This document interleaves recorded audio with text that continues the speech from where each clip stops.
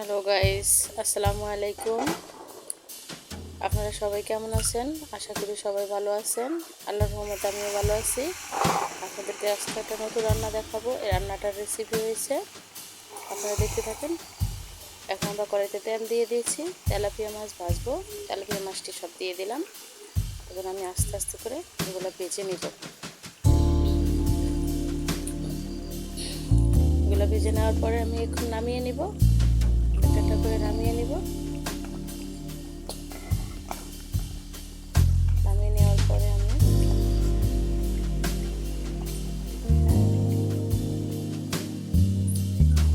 কড়াই দিয়ে দিলাম, কড়াইতে তেল দিয়ে দিলাম। আর আমি যে রান্নাটা রানবো কচুর মুখী, এটার আমি আগে লবণ দিয়ে কুইটটা লবণ দিয়ে মাইখা রাখছি। মাইখা রাখার পরে আমি আবার ধুয়ে সিদ্ধ করে নিয়েছি। সিদ্ধ করে তারপর আমি আবার এটাকে ছেঁকে নিয়েছি। ছেঁকে নেওয়ার পরে আমি আবার এটাকে নতুন করে রান্না শুরু করব। কড়াইতে তেল দিয়েছি, পরিমাণ মতো পেঁয়াজ রসুন দিয়ে দিয়েছি।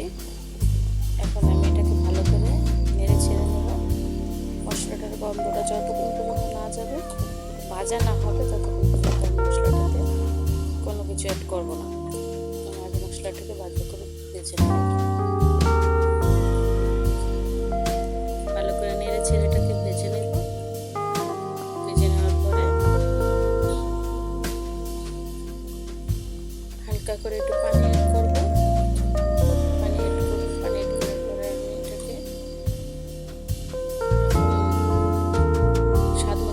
দিয়ে দিলাম, দিয়ে দেবো এখন আমি হলুদের গুঁড়া 2 চামচ, মরিচের গুঁড়া অ্যাড করবো এখন 2 চামচ দিয়ে আমি ভালো করে নেড়ে ছেড়ে নেব। আমি সবসময় বলি, আমি সব ভিডিওতেই বলি, ভালো করে মশলাগুলো কষানো হবে, আমার যে কোনো রান্না খেতে খুব টেস্ট হবে। এখন আমি কচুর মুখী দিয়ে দিলাম, দিয়ে দিয়ে ভালো করে এটাকে নেড়ে ছেড়ে নেব। এটা খেয়াল করতে হবে, এটাকে ভালো করে আপনার মশলার ভিতরে কষিয়ে নিতে হবে। কষানো হয়ে গেলে আমি হালকা আঁচে এটা মশলার ভিতরে হালকা করে ভাজলাম। ভাজার পরে আমি এটাকে ঢাকনা দিয়ে ঢেকে দিই।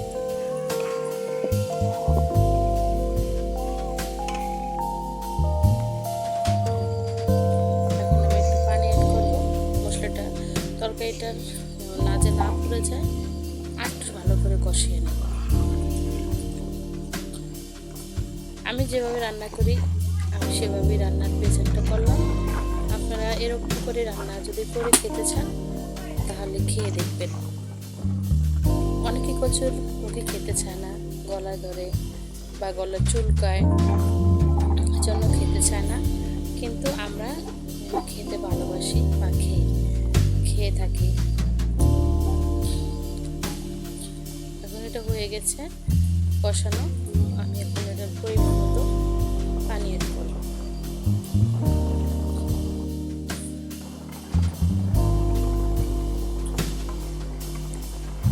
নেড়ে ছেড়ে দেব।